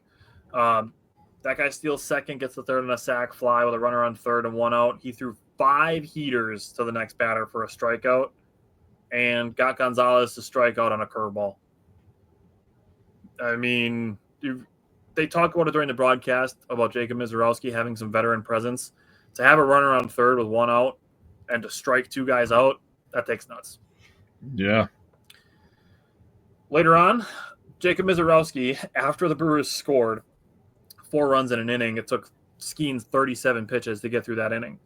Mizorowski finished his 3rd inning. He was at 42 pitches total. Yep. And he was feeling himself.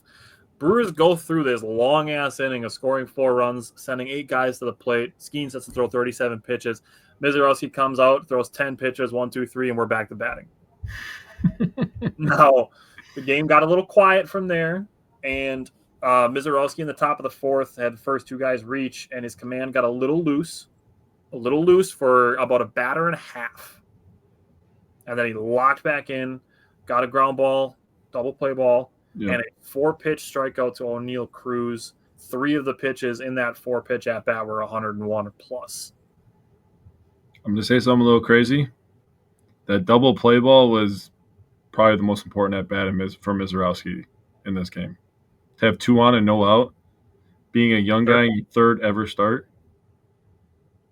Yeah. Pretty important.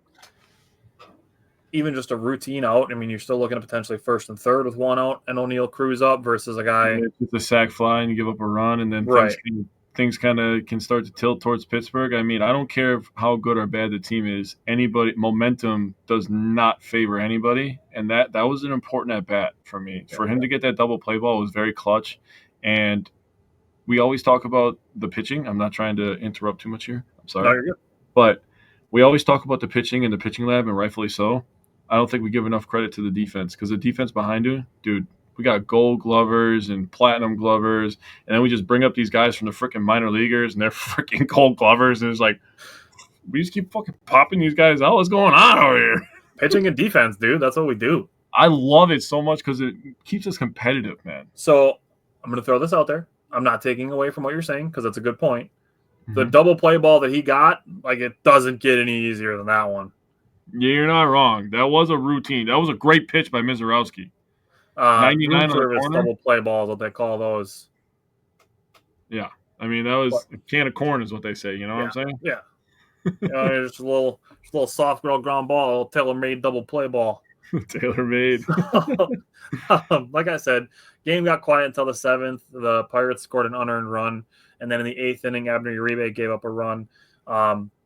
The 3rd time in 4 appearances that he's given up a run. My thing with that is, thankfully, none of them have blown games. True. If you're going to be able to pick and choose when Abner Uribe gives up a run, it's in a game where you're up by 3 and he gives up 1. It's not the end of the world. Versus, if you're talking about he gets a save opportunity in a game where Trevor McGill's had to pitch the last 2 days in a tie ball game, and he gives up a run. That's obviously much more, crucial. Right. Now, Caleb Durbin started the 8th inning with a web gem, and Uribe still not getting calls. I don't know what it's going to take for Abner Uribe to start getting some strike calls, but it's kind of bullshit. But still, credit to Caleb Durbin, and I guess to Abner Uribe for only giving up 1 run in a 3-run game. Last thing I want to say on this game is Jacob Mizorowski was pulled after 5 innings. He threw 74 pitches. The reports from the game were that his max was going to be 80. So I don't think anybody needs to freak out that he's pulled early or that they're not letting him do things. Last Friday, we just talked about how Murph let him go a little bit. This game, they reeled him in a little bit. So there's some give and take there, which I think is fair. I like the let the young guy pitch, the let the young guys play. But, if we're talking about this game, the draw coming in was Skeens versus Mizorowski. Mizorowski pitched 5 scoreless. The Brewers hung 4 on Skeens in 4 innings. Mizorowski's already won the starting matchup. Yep. So we can take it, and I'm good. Not to mention, Brewers are off tomorrow. So I'm good with how it went. Obviously, the Brewers won, so we're good there. The Brewers had a 6-1 week. That's fucking awesome. I love it.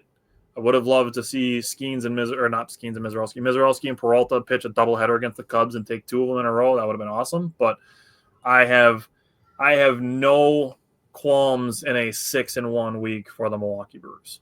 No, you can't, honestly. I thought Mizorowski was great, and I thought the Brewers' approach, especially in the 2nd inning, was fantastic for Skeens.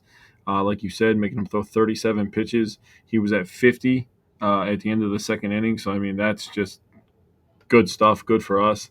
I feel bad for Paul Skeens because he's I don't want to say generational because people just throw that shit around so much, but he is a very talented player. He can be phenom. You can give him the term phenom. Okay, phenom is fine.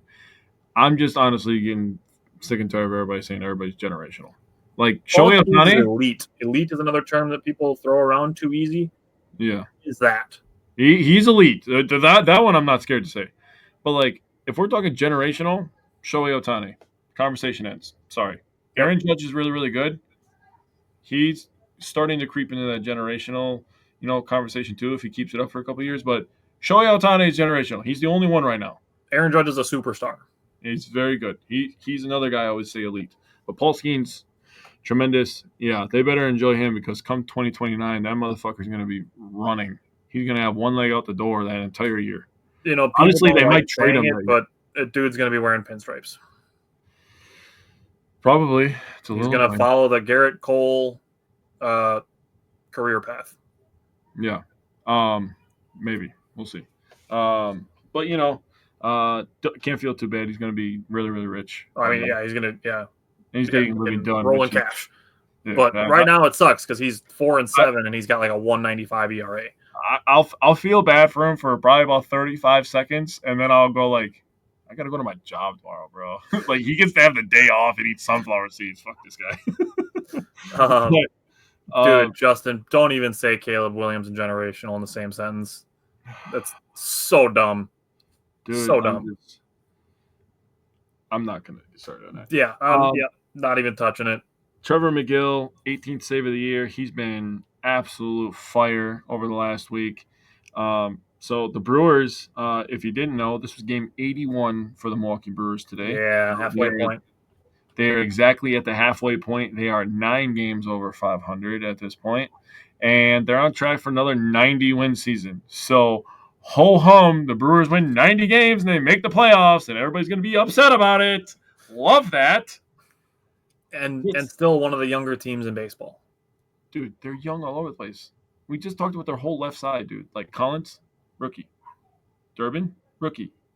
Joey Ortiz, literally a second-year player. You go to center field, literally a second-year, 21-year-old player. 21-year-old. You go to right field. What does it do? 23? What is he, 23, 24? 24. But young as shit. Second year and a half. Literally the only old people people, as they're the same age as us, is Rhys Hoskins and Christian Yelich. Christian Yelich is older than us, but he's 33. Well, so is Hoskins. Hoskins is 33, but still, the Freddie point Peralta is one of the veterans on the team at 30. That's insane to me. And They're a obviously young you can team. count at 35. But plenty of youth on the team. The Brewers, like we said, are off tomorrow.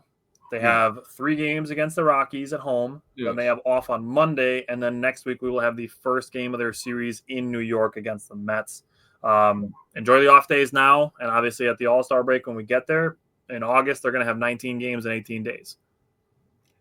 Fucking rip them, baby. So enjoy the off days now while we got them, because they're going to be hard to come by later in the off season, in the season. Very true. Okay, so we're going to switch. We have one more segment to do real quick, and we're just going to talk about tonight. Yes. The NBA draft starts. It's possible that the Bucks trade into the back of the first round. There's rumors that they're aggressively trying to. A couple of guys that I'd be interested in, like if Cedric Coward is available. Dude, Danny that's the Wolf guy. That's the is guy. available. When you think about a guy, I was like, dude, Cedric Coward's good as fuck. Yeah. So if we get to like 26, 27, 28, Woodruff, we did not throw out the update on him. He's pitching. He's doing a start in Nashville, and then knock on wood, his next start would be in Milwaukee. Yes, that was the latest word. If everything goes good with his next start, I don't know. Chad Patrick might be getting sent down. We don't know. That's just speculation because he seems like the guy in the hot seat right now. So we'll see what happens. But having Woodruff back at any capacity would be awesome. Yeah. Okay. So as it stands currently, the Bucks have pick 47. Jake and I each made 5 guys, that we would like at that 47th pick. And we can count them down. We can count them up. Connor said a realistic trade package for Holiday. Also don't think it's likely. I know he wants out. Honestly, I really only think the Bucks are going to be able to get him as if he gets bought out. Yeah, because they're not taking on. It would have to be like Bobby, Pat, and I don't even know if there's another guy that they'd be able to throw in there to make that salary quite match. Yeah, because you're talking about, what is it, 33 mil or something like that? Bobby and Pat would be 23. Yeah. And that's if Bobby opts in. Yeah. I mean, it's obvious. I mean, like you said, it's probably not happening. But, yeah, I saw that Drew Holiday is pretty pissed off. If he gets bought out, I would consider it an option. Dude, if Drew Holiday would come back, dude, it's on. That's all I'm going to say. Dude, if we can end in a scenario 2 years after getting Damian Lillard that we get Damian Lillard and Drew Holiday, that'd be interesting. Justin, we appreciate it. I appreciate it. I'll throw Justin's comment up here. He said he appreciates the insight on Wisconsin sports. He said, well, you guys are awesome. Hey, man, football season's just getting closer and closer, my man. Pretty soon be time to talk about, the Badgers football team. I'm still excited. I don't care what anybody says. I'm still excited for Badgers football season. And obviously Packers. I mean, the sky's the limit for this team. I got lots of thoughts on them, but we'll save that for, a couple months from now. All right. Give me your 5-1. So I couldn't force another guy in there. I'm sorry, dude. I only got 4. Okay. I couldn't force another guy. I did look up that dude you told me last night. I'm not going to say his name because he is on your list, right? Yeah. He's on your list. Okay. So I'm not going to say his name, but there is 4 guys that legitimately, in my mind, make sense for the Bucks. So I don't know if you want to give your 5 and then we'll just go 4 staggered. You want to do that? I mean, if you want to rip yours, we can rip them or we can stagger. Yeah, let's just rip them. So I told you last night, I did put numbers next to them, but I'm not like ranking them like this guy first, this guy second. Okay. I'm just like saying like strategically, like I like all of these guys for the Bucks. So I'll just start with my guy at the top, and that's John Tonje. Obviously, we're all familiar with him, former Wisconsin Badger. He's a Mizzou transfer. So stats last year, he averaged 19.6 points per game, 5.3 rebounds, 1.8 assists, 46% from the field, 38.8% from the three-point line. So he was striping, and 90% from the free throw line. So he was very close to a 50-40-90 season in his first year as a Badger, coming off honestly, just a really sad injury for him at Missouri. He was probably going to dominate there and then enter the draft last year. His fit. So I wrote down fit for all these guys. He's a 3-level scorer who can get hot quick and he can sustain it. I feel his shot making and creating is the biggest boost for me in terms of when you talk about bench play. Would really love it if you become a little bit better ball handler and playmaker. Obviously, with it looking like Kevin Porter Jr. is going to be leaving as he looks for a bigger payday, and Damian Lillard looking to be shelved for majority of the season, the Bucks are going to need a guy who can literally just put the lotion in the basket, which is a fun basketball term that I need to start bringing up more. The Badgers really are the Badgers. I would love him on the Badgers for another year, but the Bucks could really just use his 3-level scoring. He can get hot from transition threes. He can pull up mid range. He's got a little bit of a post game. He can get very crafty around the rim, which the Bucks could use. So John Tonje, people can call it a fairy tale. Makes a lot of sense for the Bucks roster. I just want to throw this out there because he is my number 5 on my list, so I'll just let you keep going. But yeah, if there's a way where the Bucks re-sign Gary Trent Jr. and draft on John Tonje, if they can mold John Tonje into a Gary Trent Jr. type player, that's a dream come true. Yeah, sure is. So then we get to my number 2, and if anybody knows me, I'm not a Marquette guy, but again, I give respect where respect is due, and Cam Jones is the second guy on my list. A 6'3", 202-pound combo guard, a guy who played primarily off ball for most of his career, but with Tyler Kolek graduating to the NBA, now currently on the New York Knicks, Cam Jones was kind of forced into a new role last year. Yep. He averaged 19.2 points, 4.5 rebounds, and 5.9 assists. Shot 48% from the field, 31% from three, and 64% from the free throw line. So you're going to look at that 31% from three and be like, he's not much of a shooter. Well, pause real quick, because in 2024, when he was playing off ball, he shot 40% from the three-point line. This guy can absolutely stripe it from beyond the arc. He shot 38% the year behind the three-point line the year before that. So this guy can shoot. I have absolutely no qualms.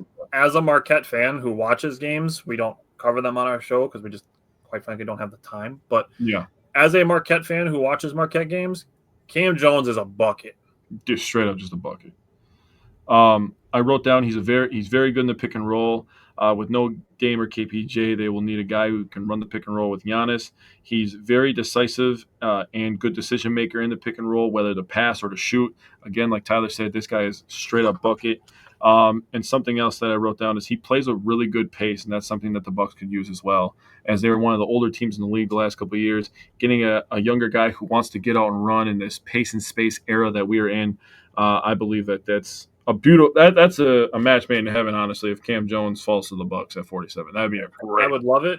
I think he's going to go in like the 29 to 40-ish area, but if he makes it, I'm on board. Yeah, that would be a tremendous pick. So my number 3 guy that I wrote in here is Sion James from Duke. He's a Tulane transfer, was a 4-year player at Tulane, transferred to Duke last year. Good year to transfer to Duke, just saying. 6'5", 218. I've seen him listed as 6'6", 220 and on other websites as well. He averaged 8.6 rebounds, 4.2 assists, 4.2 rebounds, 2.9 assists, 51.6 field goal percentage. He shot 41% from three and 81% from the free throw line. He's a multi-positional defender, so a guy the Bucks have been missing a POA defender. Talking about Drew Holiday, they've been missing a POA defender, a point of attack for people who don't know that term, for quite a while now. A guy that can really up the pressure. And if you watch any of our offseason stuff, that's one thing that I want to do is I wanted to up the defensive pressure, because if you up the defensive pressure, you get turnovers, you get runouts. You have one of the greatest generational, and I'm going to use generational with Giannis because he absolutely is that, especially on the fast break. He's a generational fast break player. You literally unguardable. You get more turnovers, you get more runouts, you get Giannis more easy buckets because he already works his ass off for all his other buckets because he's facing 5 guys at a time at some points during the game. So multi-positional defender, he can handle the rock a little bit. I think he needs to become a little bit more consistent as a spot-up shooter. He did miss some open looks when I was looking at it, and he's playing on a stacked Duke team. So he's going to get those looks if Giannis is on the floor with him, but he's not going to get those looks, without some of the star power and gravity, as Tyler brought up brilliantly this year, and then we both kind of just ran with it. The gravity that star players have, those off-ball guys have to hit those three-pointers. And He did get better every year with his three-pointer, and again, the 81% from the free throw line is a key thing for me because the Bucks, obviously with Giannis taking a majority of their free throws, they miss a lot of free throws as a team. So having other good free throw shooters and three-point shooters around Giannis and a guy who can play defense makes total sense to me. Now, my last one was a hot topic last night as we were talking because I call him the best shooter in the draft. Tyler has another guy on his list who might be the best shooter in the draft, and he has the stats to prove it. I'll just say you were very convincing last night. But Kobe Bray from Kentucky, he is a transfer from Dayton. There's a lot of Kentucky guys on this list, just forewarning. Between the two of us, lots of Kentucky on here. Kentucky always gets talented players. 11.6 points per game, 3.2 rebounds, 1.3 assists. He shot 47% from the field and 43.5% from the three-point line. If you think that's ridiculous, you better just hang on to your chair. 91% from the free throw line. He's an elite shooter. He is the best shooter in the draft. I was like, you want to surround your superstar with a guy that can shoot. This is the guy. So told you 43% from the three last year. In 23-24, he shot 51% from the field and 49.8% from the three-point line, which is just the stupidest thing I've ever heard in my entire life. Over his last 3 years, right? I took down his last 3 years because that was when he got a big bump in playing time. He was 339 of 741 overall from the field. That's 46%. That's pretty decent. When you consider that 243 of his 500, he made 243 of his 550 3-point shots at 44%.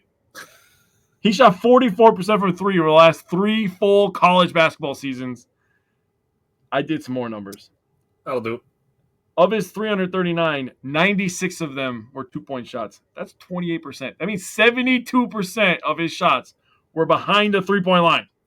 AJ Green-ass stat line. This dog literally is on the court to freaking shoot the ball. That's it. Connor asked, bigger need for the Bucks wing or guard? I mean, you're going to see it reflected in mine. I think it's wing. Honestly. So I think Sanjay and James could play wing, but that's fair. That's fair. Who is your number one priority in free agency? It was wing. For the Bucks, who is your number one priority in free agency? Oh, God, I don't even have my list. I mean, I had a bunch of guys. It was really just retooling and getting a little bit more athletic on defense. Okay, but is there one specific guy that you would like to see brought in or brought back? Or brought in, yeah. It was wing. No, it's not. Who did I have? Both of us. We had the conversation that our number one priority is Gary Trent Jr. Oh, yeah, you're right. That's a good point. Gary Trent Jr. is a guard. So if he is brought back after that, the need becomes wing. I was thinking more so of my trades with Bridges and I agree. And, we've talked about guys to bring in too. A guy that I really like, I think he'd be cost effective for the Bucks would be like Larry Nance Jr. Yeah. I think he fits. He was a wing. That's fair. He gets like labeled as a center sometimes, but he's a power forward, small forward. Yeah. Kind of ish center, but he's more of a wing. Yeah. Most of my guys on my list are wings. Except for John Tonje. John Tonje is a guard. He would be a shooting guard. My number 4 guy is a center, actually, and it's Amari Williams, another Kentucky guy. He is 7 feet tall. He has a 7'6" wingspan. He's 255 pounds. He averaged 10.9 points, 8.5 rebounds, and 3.2 assists. So here's where I'm talking about drafting a center. He is a good ball handler in general, not just for a center. He's a good ball handler. He's a really good passer, as evidenced by the fact that he is a center averaging 3.2 assists. He's a good rebounder. He's a strong rim defender, and he's left-handed, which is just kind of a crafty thing. It makes all of his passes look cooler. Shot 56.1% on field goals, 62.3% at the free throw line, which isn't an unheard number for centers. Now, what I put in my notes is that I like him more than other second-round bigs that we've talked about in the last couple of years. Yes, 255 pounds. That's like 10-ish, 15-ish more than Bobby Portis. But it's still 25 pounds less than Brook Lopez weighs. I like him more than guys like Christian Koloko and Yves Missy and Ulrich Chomchi, guys like that we've talked about in the second round. as, like project big men. As him being a non-shooter, if the Bucks were to run a 5-out offense like they normally do with Giannis, they essentially just do that for spacing for Giannis. I do believe that his ball handling and passing ability would still make him effective in a 5-out offense, because you can't just not pay attention to him, because if the ball does get kicked out to him, he can dribble and make passes to still be effective in the offensive front court, in the half court offense. You can't just camp a guy in the paint because he's not a shooter. Well, on top of that, I mean, there's so many backdoor cuts that you can do in short. And we watched Pat Connaughton dominate in that short corner True. for a couple of years there. He could literally just hit short corner and still play 5-out. The other thing is, like, he's taken some threes. I'm not going to go and say that he's a shooter, a 3-point shooter. He's 9 of 30 in his entire career in college. So he's 30%. So if there was a point in time where Dwight Howard and JaVale McGee were shooting threes, you could probably let him let a couple fly. That's fair. And the other thing is in college basketball, he was in the 89th percentile in putbacks. So you could literally just tell him, hey, we're going to run 5-out. When Giannis drives, follow him to the rim. Yep. I like telling people that when we're playing basketball, like, follow the guy that's driving, because if he puts one up short or it gets blocked, you can be right there with a free layup. Yep. Number 3, I have RJ Lewis. He is more of a wing. You could probably play him at shooting guard. He's 6'6". He has a 6'11" wingspan. 215 pounds. He averaged 18.2 points at St. John's last year, 7.2 rebounds, 2 assists. He was 43.9% on field goals, 33.6 on threes, 74.7 on free throws. He's super athletic. He gets up. He's a good on-ball defender. He's a good off-ball and transition rim defender. And he will mix it up in the post. He's not afraid to mix it up, even though he's a little bit light. He's a good ball handler. He's a good passer. I think he's a good shooter. He has a good shot. And he can catch and shoot or shoot off the dribble. The way that I view him is like Ajax with offense. He's got the athleticism. He may not be quite as strong of a defender as Andre Jackson Jr., but he is effective offensively. Something that unfortunately we just haven't seen develop from Ajax, even though we've talked about what we'd like to see that. Number 2 guy, Jalon Moore. He's more of a guard. He's 6'6". He's a 6'10" wingspan, 203 pounds. He averaged 15.9 points and 5.8 rebounds for, I believe, Oklahoma last year. 47.1% from the field, 38.1% from free, so a very effective 3-point shooter, and 84.0 from the free throw line. So, Connor, to answer your question, if it's wing or guard, I guess it doesn't matter as long as you can shoot. Jalon Moore, I love his approach to scoring offensively because he wants to get to the rim, but he can shoot, as obviously evidenced by him shooting 38% on threes, but he is also in the 83rd percentile on catch and shoot. So he's a very reliable catch and shoot guy, and he can shoot off the dribble, and I like that he wants to get to the rim first before shooting. So I like that approach. There's a lot of guys I would rather just camp at the 3-point line. He wants to get to the rim, but he can shoot as well. And my number 1 guy, the guy that I would like to see the Bucks draft tomorrow night, Jake said his guy is the best shooter in the draft. I feel like this guy could be the best shooter in the draft for a couple of reasons. 1, I believe he is the best in college basketball at moving without the ball. He is fantastic coming off of screens, moving around, obviously like back cutting, moving without the ball. Fantastic. Something that I called for during the Bucks season last year to have more of is guys moving without the ball. More stuff happening on the opposite side of the ball. Screens, whatever, it doesn't matter. Screens, cuts, anything to have movement going on the other side of the court so that 2 guys aren't getting rest on defense. Yeah. Jackson Robinson. He's 6'7", 193 pounds with a 7-foot wingspan. So he's light. He would need to put on some weight to be a little bit more effective defensively. But he's got some passing ability. He's athletic. He averaged 13 points, 3.5 rebounds, 1.7 assists, 43.2% from the field, 37.6% from the 3-point line, 76.3% from the free throw line, and he can shoot deep. He can shoot real deep threes. He had 8 makes over 25 feet last year, so he can let it fly. And He was in the 88th percentile in spot-up scoring, just in general. Mm-hmm. So you're essentially talking about him being in the top 12% of college basketball of spot-up scoring and just being elite in moving without the ball in his hands, something that Bucks role players will need to be good at. Mm-hmm. If you're picking somebody, having somebody who can be effective without the ball in their hands or being effective in a 5-out offense or both, that's something that I would like to see from the Bucks with the number 47 pick tomorrow night. So other guys I'm definitely potentially interested in, guys to keep the guys to keep eyes on.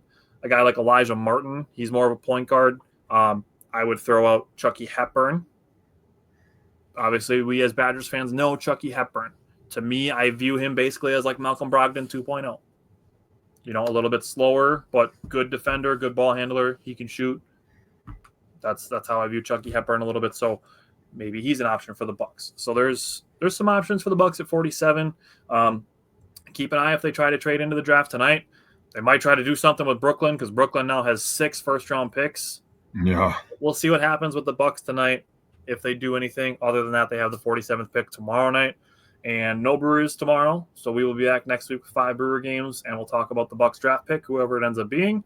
And then we're about a month away from the MLB trade deadline. So we'll be getting to work on that soon as well. So other than that, thanks everybody for tuning in, commenting, interacting, and engaging. We appreciate it. And we will see you guys next Wednesday. Yes, Justin, 6 picks is wild. That's like Jason Kuski on freaking 2K.